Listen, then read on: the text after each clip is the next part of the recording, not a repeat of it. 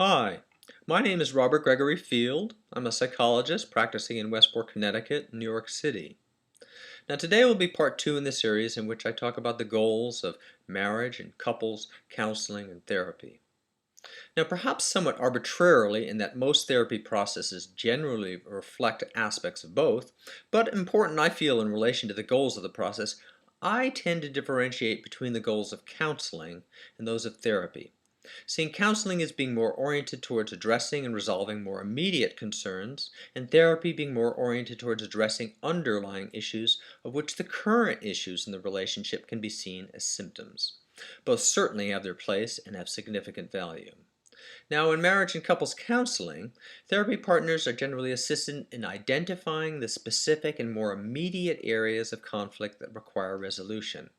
This entails engaging in a facilitated process in which both partners explore and decide upon what changes are needed in the relationship, as well as in the behavior of the other, in order to feel contented or satisfied with the relationship.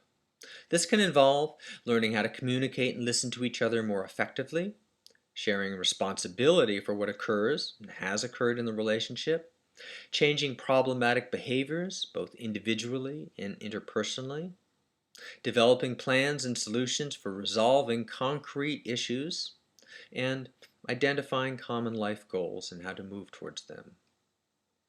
Now, in relation to this distinction, couples and marriage therapy ultimately tends towards taking a somewhat deeper, more psychological approach in addressing couples issues.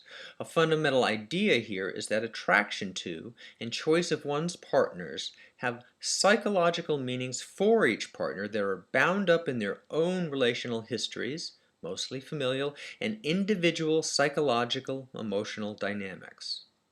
And thus, from this perspective, the work of the therapy involves both a focus on each partner's individual issues as they play out on the field of the couple's relationship, as well as a focus on the interpersonal patterns that develop from the interplay of each partner's issues. A crucial part of this involves sorting out and developing understandings of what each partner means for the other in terms of their own issues and struggles, and how these meanings relate to their attraction to and ultimate relationship with the other.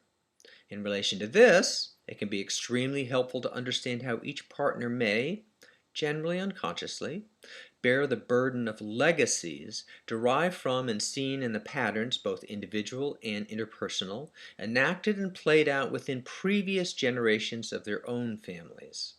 Such legacies can be subtle but highly influential in generating the patterns of one's own life. This is ultimately deeper work than counseling. It's work in which the integral part of its focus is the growth of each partner achieved in the context of their involvement in relationships with partners whose issues and ways of being many times can be seen to perfectly integrate with their own core issues. So that's it for this video today. Please tune in to other videos in which I discuss other aspects related to therapy generally and marriage and couples counseling therapy specifically. Please also note the link to my website below. This is information about me, my practice, as well as contact information. Thank you.